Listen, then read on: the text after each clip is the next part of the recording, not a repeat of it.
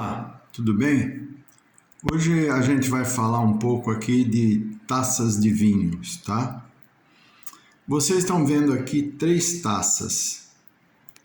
Essa da esquerda, essa aqui, pode ser de vinho branco, vinho rosé ou até água, tá?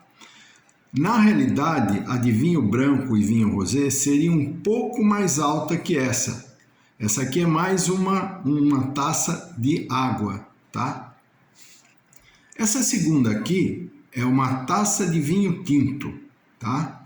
Essa taça aqui de vinho tinto, ela tá mais para um tinto não muito forte, não muito encorpado, tá mais para um vinho aqui da Borgonha, tá? E essa última aqui seria uma taça para espumante, tá? Ou vinho gaseificado, tá certo? Essa seria uma taça do tipo flauta. Existem outros tipos de taça, tá certo? Existe a do vinho Bordeaux, que é parecida com essa, só que tem essa parte aqui que eu já vou explicar para vocês, mais larga, essa parte de cima mais estreita e uma lateral reta, tá? Então vamos lá. Em todas elas eu identifico a base, tá?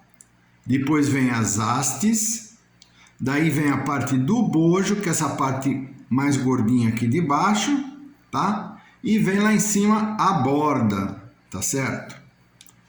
Qual a outra característica principal das taças? Taça de vinho tem sempre que ser transparente, incolor, lisa.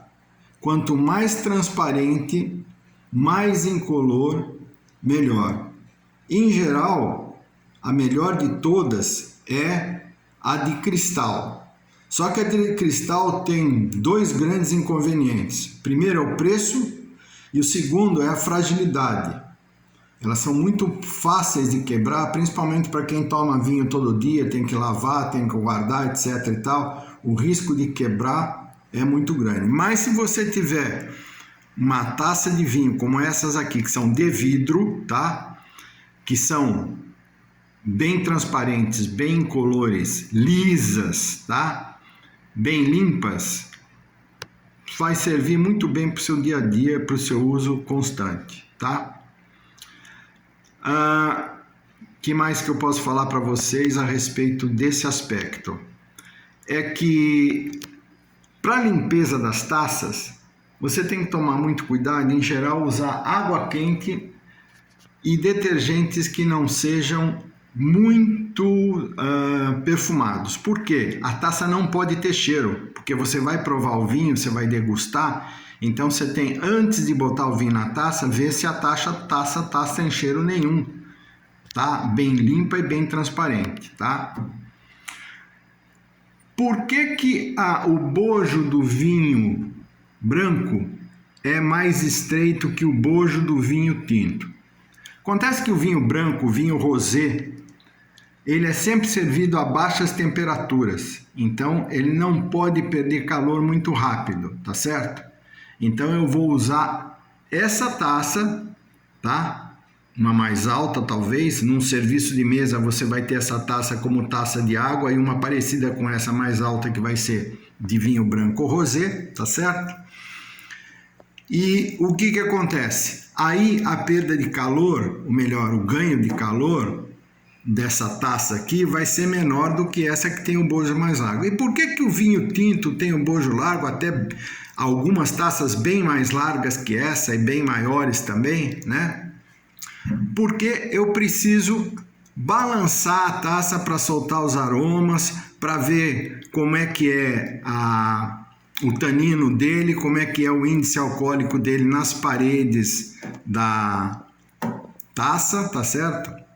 Então isso daí futuramente a gente vai abordar numa questão de prova de vinho, o que a gente pode ver no vinho. Então por isso que o bojo tem que ser largo, tá? No Bordeaux essa parte aqui é bem larga e essa parte aqui de cima é mais estreita e essa borda é reta e mais alta, porque ela precisa concentrar os aromas quando chega na sua boca, porque é um vinho muito complexo, tá? Nos tipo Bordeaux ou vinhos mais encorpados, tá certo? Essa garrafa de champanhe, essa taça para espumante, tá? E inclui champanhe, tá? Porque o champanhe é um nome nacional e a única empresa no mundo que tem autorização para usar o nome champanhe é uma empresa brasileira do Rio Grande do Sul, tá? É a única que tem. Por quê? Porque o Brasil registrou o nome champanhe, ou melhor, usou o nome champanhe antes da França registrar. Então houve um acordo que foi feito para que o Brasil, essa empresa que usava o nome champanhe, continuasse usando. As demais não podem usar, tem que usar um nome espumante, porque champanhe hoje é uma marca registrada da França, tá certo? Então vamos lá. Hoje já existe uma taça melhor que essa aqui, que é a taça Tulipa. Só que tem muita taça Tulipa sendo vendida aí que não é boa. Por quê? A taça Tulipa é o seguinte, nós vamos falar sobre ela quando nós vamos falar de taça ISO mais para frente. Ela precisa ser dessa altura ou um pouco mais, e ela precisa ser muito fininha, subindo, abrindo aqui em cima e alargando aqui, fechando logo depois. Então, é difícil de encontrar, é cara essa taça, e é por isso que eu não estou te apresentando aqui ainda agora, porque eu estou garimpando para achar uma taça espumante que seja realmente a Tulipa. Tá? Eu encontrei numa vinícola no Rio Grande do Sul, encontrei num fornecedor aqui em São Paulo a verdadeira Tulipa. Tem muita Tulipa que está sendo vendida aí que não é. É só uma taça para vinho branco, pode ser espumante, mas é uma taça comum. A Tulipa, qual é a vantagem que ela tem? Por que aqui embaixo tem que ser estreitinho e abrindo e depois fechar? Porque na taça de espumante, o que você observa é o perlage. O que é perlage?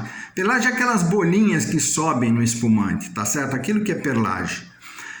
E essas bolinhas, quanto menores elas forem, mais intensas e mais persistentes, melhor é o espumante. Então o que acontece? Quando ela tem a taça estreitíssima aqui, ela começa numa ponta e vai abrindo, como se fosse um V, tá? Esse perlage ele é promovido muito rapidamente. E quando eu alargo aqui, ele concentra todo esse perlage, todos os aromas que vêm com ele aqui. E quando eu fecho um pouco em cima aqui, o que vai acontecer? Eu vou perceber todos esses aromas no meu nariz, entendeu? Então essa taça é boa, é usada, muito comum, você vai ver em todo lugar essa taça hoje, mas tem essa que eu falo para vocês, que é a nota 10 que tem para espumantes, tá certo?